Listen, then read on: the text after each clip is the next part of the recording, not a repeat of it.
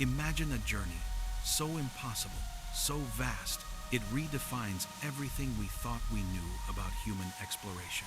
We're not talking about Apollo or even Voyager. Those were sprints. This is a journey that began not with rockets, but with a handful of adventurous genetic instructions carried from a single point of origin, roughly 70,000 to 100,000 years ago, out of Africa, by a group of perhaps only a few hundred individuals. Think about that for a second. A few hundred people stepping out into an unknown world.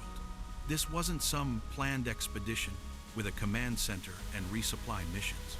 This was humanity's first epic road trip, except the road was barely existent and every turn was a gamble. Consider the sheer scale of it all. If you look at a flat map, it might seem like a hop, skip, and a jump to get from Africa to, say, Asia. But these weren't hops. These were epic treks across deserts that would swallow you whole, mountains that scraped the sky, and even bodies of water that stretched for hundreds, sometimes thousands of miles. All of this without the aid of GPS, without even reliable tools. Just walking and building and adapting. Seriously, put yourself in their shoes. Imagine standing on a shore, seeing nothing but an endless ocean, and still deciding to push forward. What kind of courage does that take? What kind of sheer, stubborn will to survive and explore?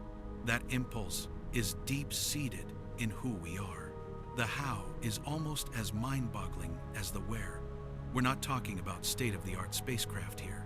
We're talking about technologies as simple as rafts made from reeds or logs lashed together. Or, more often, just sheer, persistent walking, foot after foot, day after day, year after year.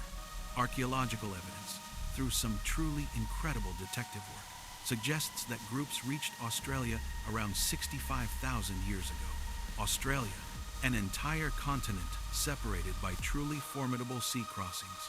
That wasn't just a lucky drift. That required incredible ingenuity, planning, and a bravery that's hard for us to even comprehend in our modern, hyper-connected world.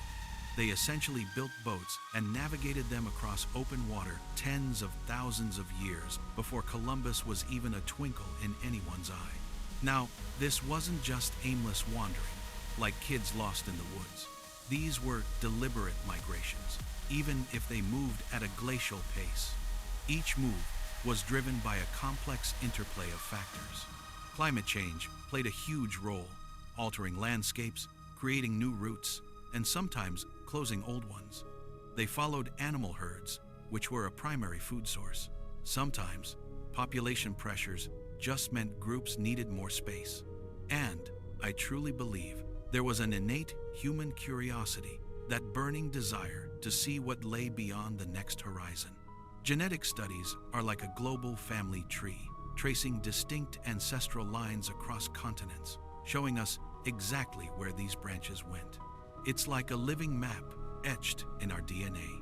What's truly remarkable is the sheer adaptability these early explorers demonstrated. As they fanned out from Africa, they encountered vastly different environments, from the scorching deserts of the Middle East to the frozen tundras of Siberia to the lush, humid rainforests of Southeast Asia. Each new habitat demanded new survival strategies, new tools, new hunting techniques, and fundamentally, new ways of life. This is precisely what led to the incredible diversity of cultures and phenotypes, the different physical traits we see in humanity today. Think about it. The genetic markers for adapting to high altitudes, for instance, aren't found globally.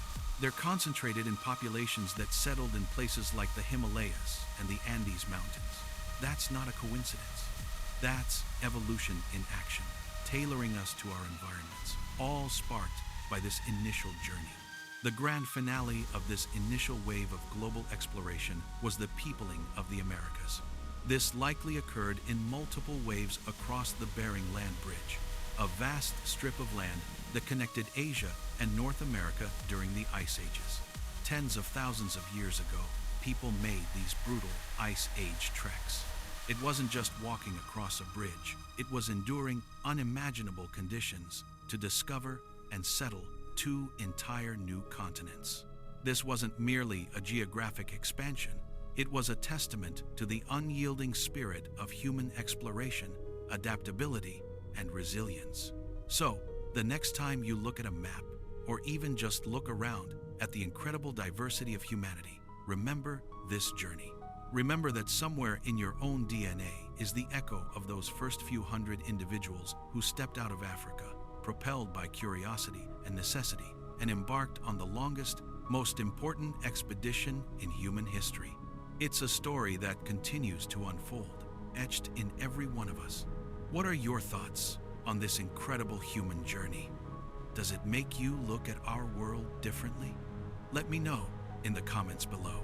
And if you found this exploration of our past as fascinating as I did, hit that like button, subscribe for more interesting facts and stories, and don't forget to ring that notification bell so you don't miss our next adventure into the unknown.